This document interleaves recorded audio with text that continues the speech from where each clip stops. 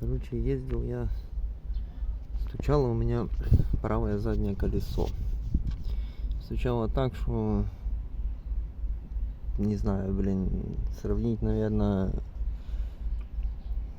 как в селах есть половниками по кастрюле долбят.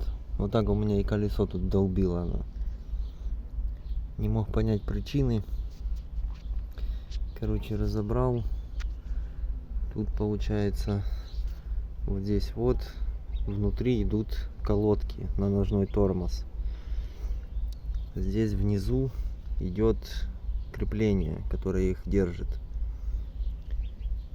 И само крепление разжалось через, не знаю, каким-то способом оно ослабло. Сам болт крепление держит хорошо. Просто усик разогнулся, и получается эти колодки болтыхались так, что как будто они вообще не были прикручены.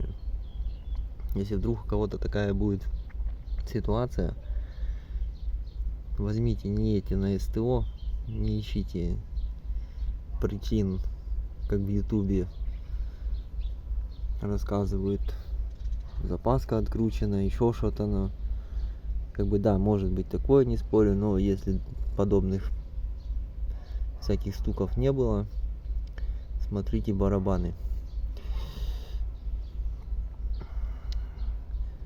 Так что тут в принципе работы на 15 минут.